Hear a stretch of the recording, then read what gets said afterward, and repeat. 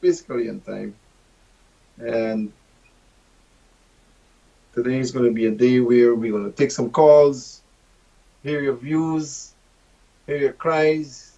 You know, we haven't done that for a couple of times. So we want to be able to give you an opportunity to talk to us and, uh, hear your views and so on. Right? I would like to, I would like to, uh, let me see. I've been asked to fix the camera here. It's gonna be a little difficult task. I'll try to do it. I'm going to try to see what I can do.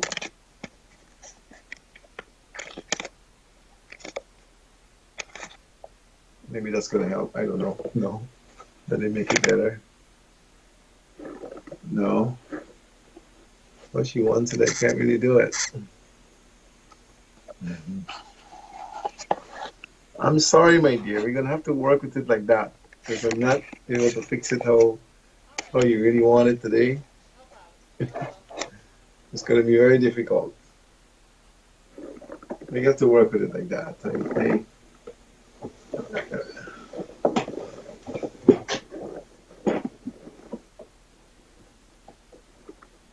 Anyhow, we'll try to work with it like that. Yeah. It's been a while since we did some calls and hear reviews and so on.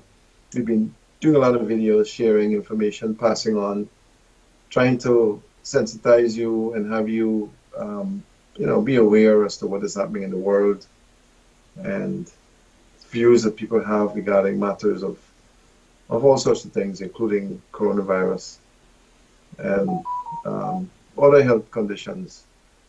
I want to say that it's important for us to be knowledgeable about what is happening around our world and particularly in our country. And unless we are people who are knowledgeable, we're going to make bad decisions.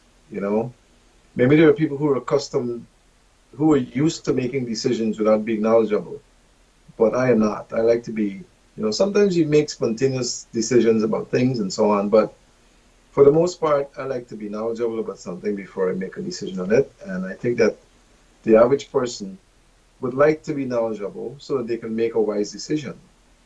Uh, if you want to go and buy something, I don't care what it is, um, if you never bought it before, it is good for you to have an idea as to what you're buying, so that you don't buy a pig in a bag, as we say, or you buy something that is rotten, you know.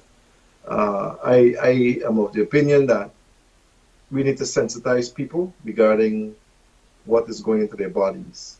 I believe that firmly. And I believe that most people who are sensible would want to know what is going into their bodies and why it's going in there, especially something that is being put into your bodies. You know, we are not we're not taking it and drinking it ourselves, or I can remember when I was several years ago, many years ago. I was already abroad, and I was actually overseas, abroad and still overseas in the military. I learned of the situation with Jim Jones, where in Guyana, it was on the cover of Time magazine, I think, where the people were fed cyanide, cyanide Kool-Aid. I never forget that. And because they trusted the man, whoever trusted him uh, followed him and partook in uh, the sharing of the Kool-Aid and drinking of the Kool-Aid. Well, we know the rest of the story with that. The people, 900 and some persons died, I think, from drinking the cyanide. And I think that if some of the people got away, okay, the wise ones got away, right? I use that as an example because I want to make a point.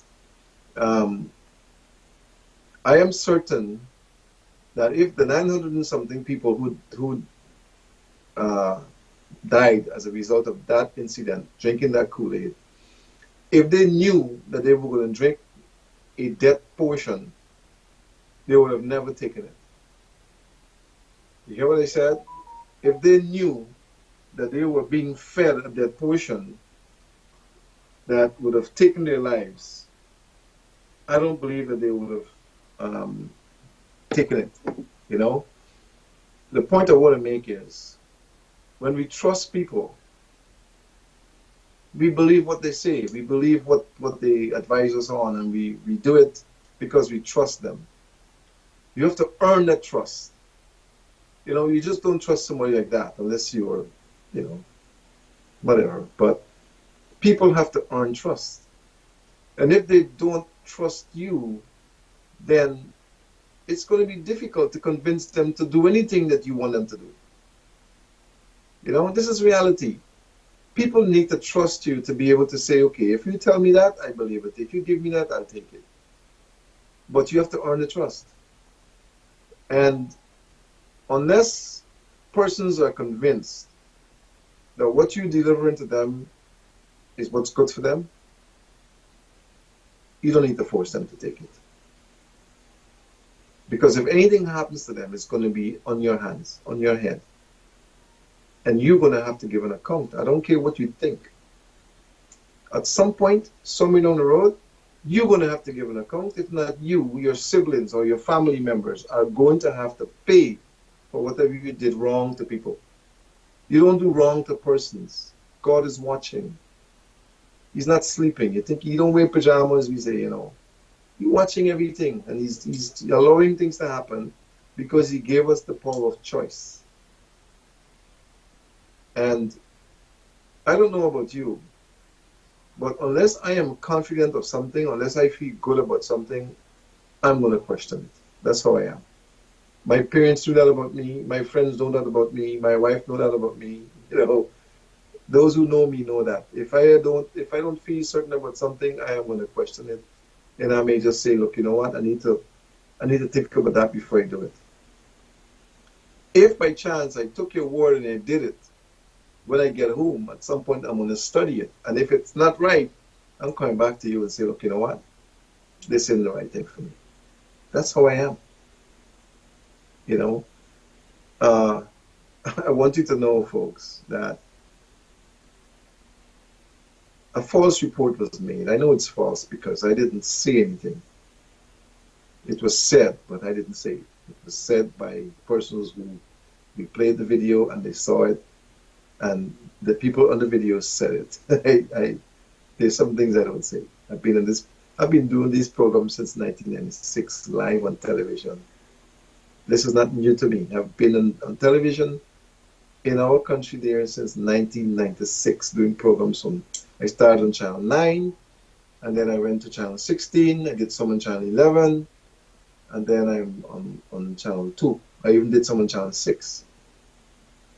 So my programs are not now. It's probably the longest health program on television that's still there. My program. I used to even do Doctor on Call on the radio. I did that Doctor on Call on the radio. I used to do that when they used to have Doctor on Call, which was a very good program.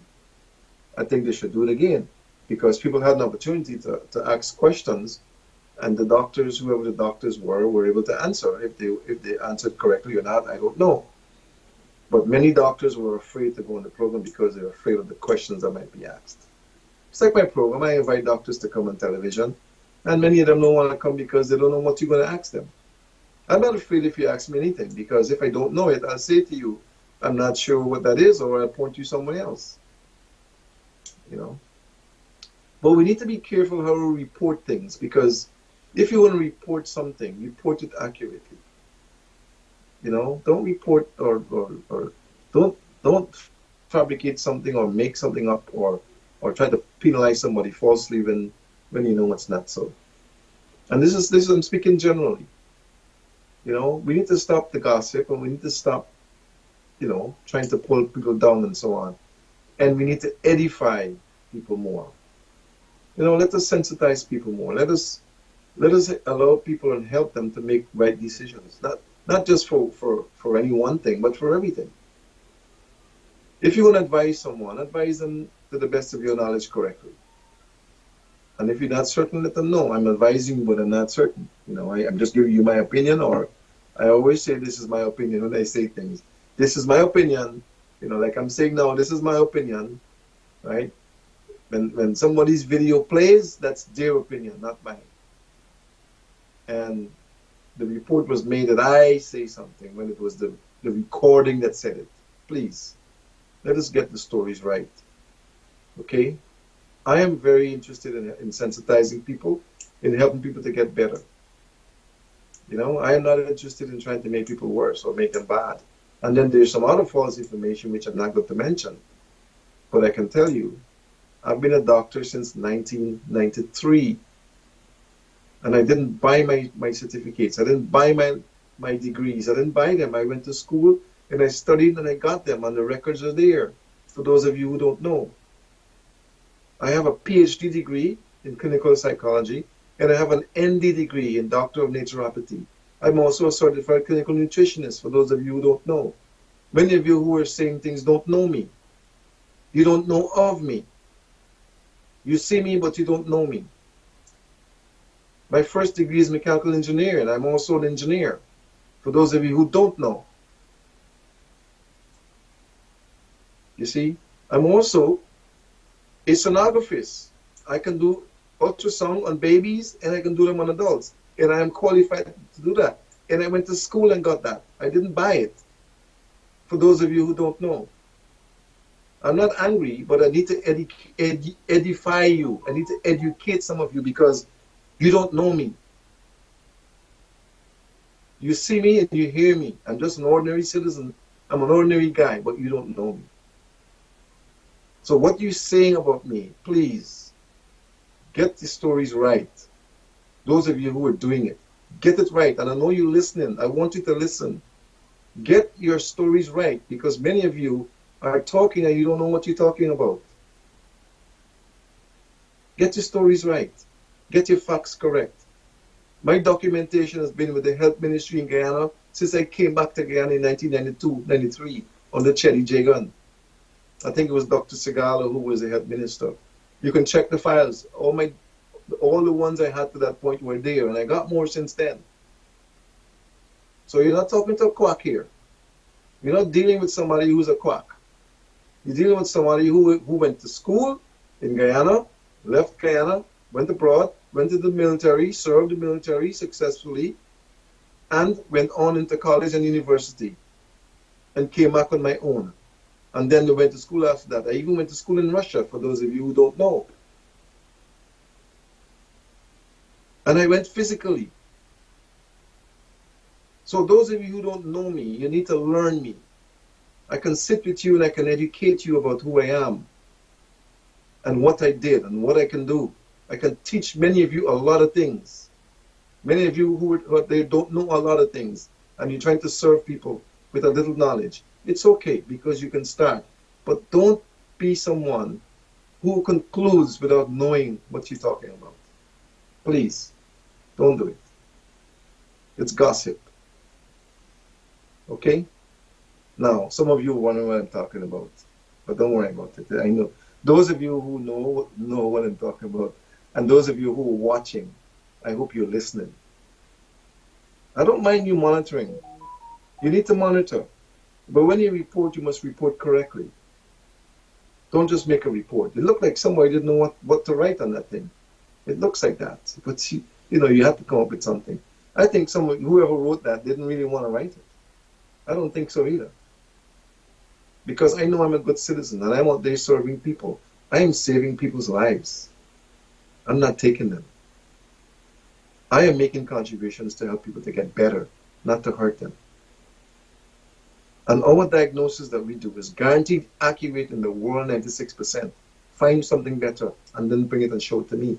And I will show you yours, show you ours that we have. And if you doubt it, come and sit in the chairs and you will learn that what we do is no hocus pocus. It's very serious. Many of you have not gone anywhere since you finished your schools. I have. I continue to go. I upgrade myself all the time. I don't sit down and wait. or live off of what I learned 20 years ago. Medicine has changed tremendously since 20 years ago. Many of you don't even know that. You don't even know where medicine is going today. Medicine is more technological than anything else today. Many surgeons can do surgeries from their homes. Right now, they can do it from their homes. Yes. Many times they don't need the whole cabal that is normally out there. Not anymore. Medicines, and let me tell you, soon enough there wouldn't be a lot of need. There wouldn't be need for a lot of things that are in the hospitals. Soon enough, much of that is already outdated and is going to be totally outdated because medicine has gone past a lot of what is in the hospitals. Yes, we're still going to need people, but some of that equipment is antique. And I'm telling you because I know. Soon enough, we're going to have equipment that when you go inside, you will have an operator sitting outside or somewhere looking at what is happening to your body, organ by organ, cell by cell. That's how small it's going to be. Cell by cell. They're going to see everything. And they're going to be able to make adjustments to correct a lot of things that are wrong with people. Soon enough. We won't need all those big machines anymore. We don't. It's already gone there. So those of you who are talking need to wake up and get real. Get real. Because it's serious times. It's not ordinary times. And medicine has gone beyond where you left it. Yes. We have cars today that drives themselves. Yeah, you just sit on there and it drives itself. That's where we are today with cars. We have planes that fly themselves. We have planes that are controlled from the ground and they're way up in the sky in miles. That's what's happening. We don't need those planes that in the past you had to push them to get them to move and all that. It's gone. I remember the days when we had to use a crank to crank vehicles to start them. That was very small, but you had to use a crank and turn the vehicle to start it. I remember those days. Today, you press a button and the vehicle is ready to drive. Technology is not waiting on some of you guys. And the more we put ourselves in a position to learn, the better we're going to be. And I'm talking about Guyana. We are too antiquated in Guyana. We are too far behind in Guyana. We don't even have good technology in Guyana. We don't even make bicycles in Guyana. That's how far back we are. We don't even make bicycles. You know? For a country that used to make vehicles. Today we don't even make bicycles. So we need to get serious about development in Guyana. We need to get serious about getting our children, the future of our country, to learn to be engineers and to be scientists and to be everything else. I work here with the scientists. Where I work with the scientists. So when I talk, I ain't talking froth. I'm talking real. So you all need to wake up. And I know you're listening. I want you to listen. Some of you don't even know how to bathe yourselves proper. You need a machine to bathe you, some of you.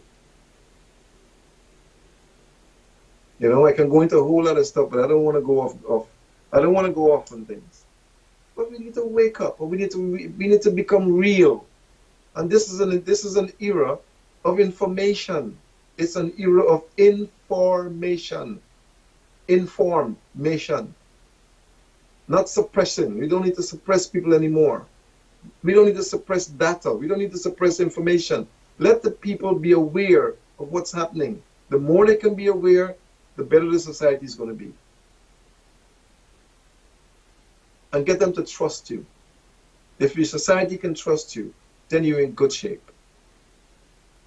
Right now, I don't think they trust anyone, hardly. That's why you're having such a hard time with a lot of things. You see? We need to get people to be aware of what to do with themselves. How do you fix your diabetes? How do you fix your hypertension? How do you fix your immune system? How do you fix it? Not how do we fix it for you. How do you fix it? Teach them how to do it. That's what I do. When people sit before us, we teach them what to do to help themselves because they're not robots. And the more they can learn, the better society we're going to have, the healthier they're going to be.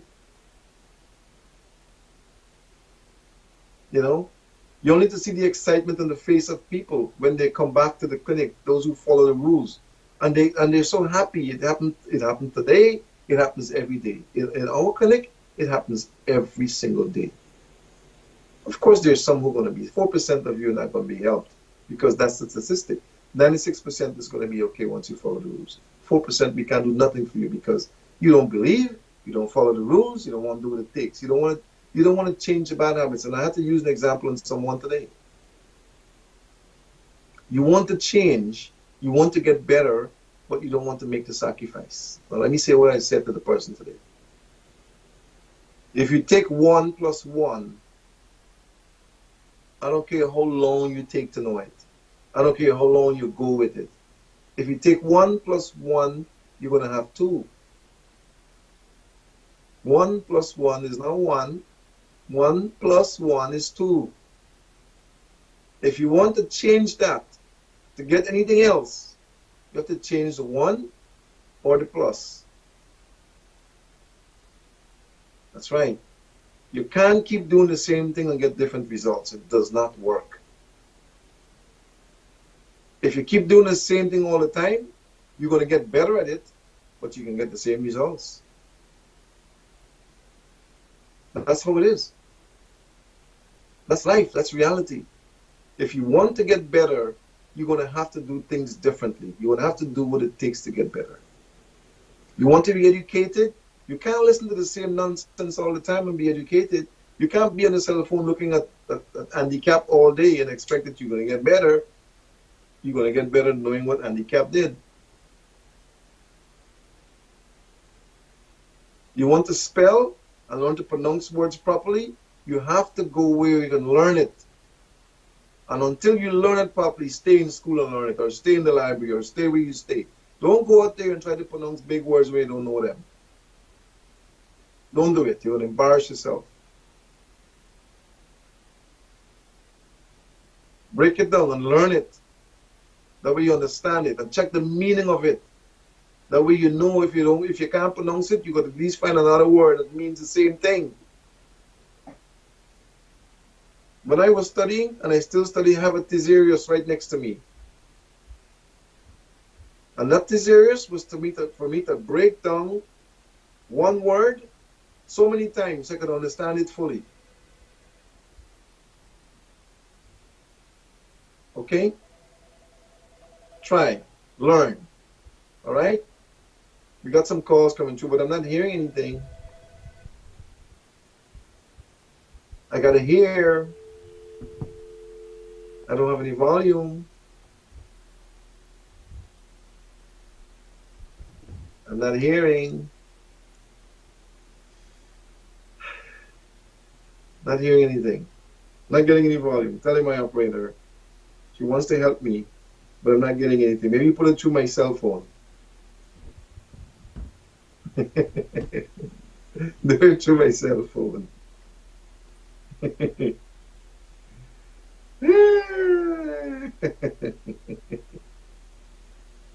My friend is reminding me, my brother reminded me to let people know that I'm also a disease detection specialist. I am.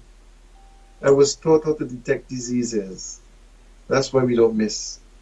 Some people try to fool us, to make us think that we're not going to hear, we're not going to know. I know you're hearing me, but I'm not hearing you. I'm not hearing you. There's no volume. I don't have any volume here. I didn't have any from the beginning. And my volume is up. My volume is up. I'm trying to take the call, but I'm not getting through. I'm not hearing. I know that some of you have questions and so on. I wanna help you, but I'm not hearing the caller. And someone just texted me said they're not hearing the caller either. So something is happening there by you. I don't know what it is, but everything is good here as far as I know. I don't know. I'm gonna fire up the other system and see if we can get some volume there.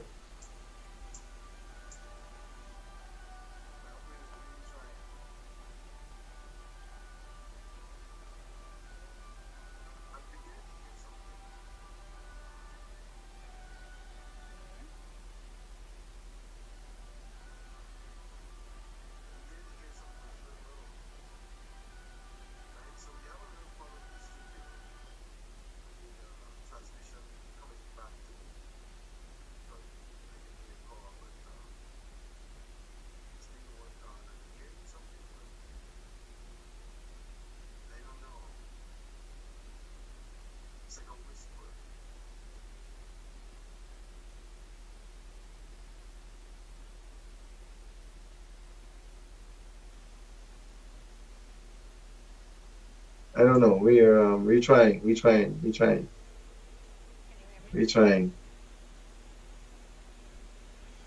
Oh, we have to master our technology some more. Maybe we can take a break and then maybe we can take a break and then try to fix it and come back in because we have a little time. So we're gonna take a quick break and then we'll try to fix it. Stay tuned and then we'll come back in. All right? We want to hear your views and we want to take your calls. Try and fix it. I ain't hearing you. You can hear me? Take a break. Take a break. I did. Take a break. Not hearing.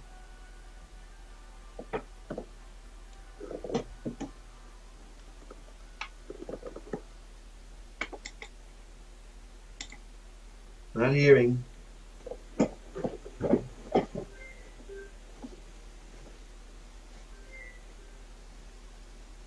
Hey. Yeah, I can hear. I'm hearing you loud, loud, loud. You can hear me? Check your. I'm checking the settings on the audio here now. Okay.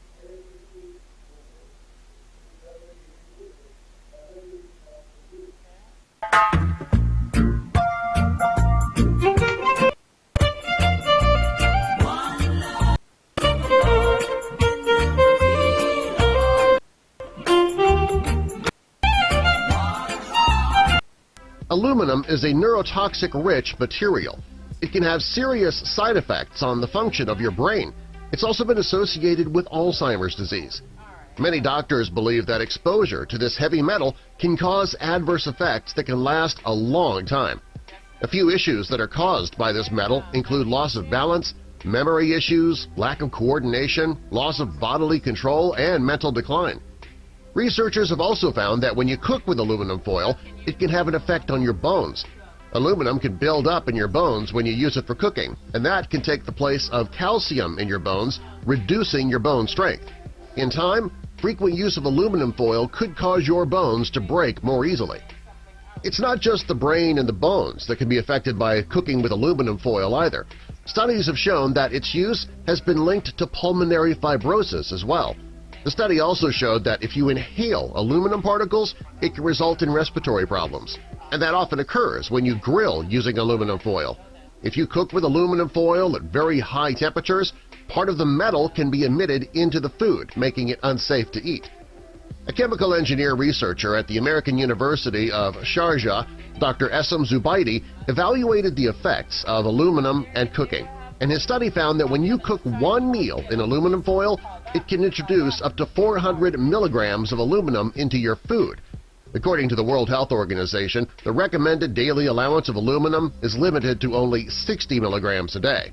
Since you can get 400 milligrams introduced in your food when you use it to cook in just one meal, you can see how dangerous this really is. Furthermore, the higher the temperature, the more leaching occurs, and the more dangerous your food becomes. The doctor also found that while cooking with foil is a bad idea, it's even worse when you use it to cook vegetables like tomatoes, citrus juices, or spices. Unlike vitamins, minerals, and iron, our bodies don't need aluminum. Also, our body is not able to process it correctly. Since your body can't process aluminum, you wonder what happens to it after it's ingested? Studies have shown that it accumulates in your brain, lungs, kidney, liver, and even your thyroid, and that can put your health in great jeopardy. Aluminum can damage your central nervous system as well. Even worse, aluminum has been linked to autism in children. When children are exposed to aluminum in their drinking water, it can cause bone, brain, and kidney disease. Research has shown that aluminum can cause toxic stress on your brain. If your brain stores too much aluminum, it can result in MS, epilepsy, ADD, Alzheimer's, chronic fatigue syndrome, and other serious neurological disorders.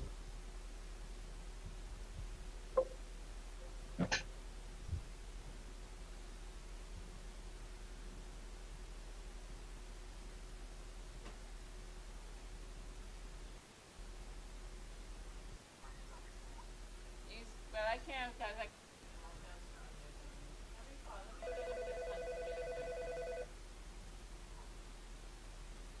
I'm getting absolutely no sound at all.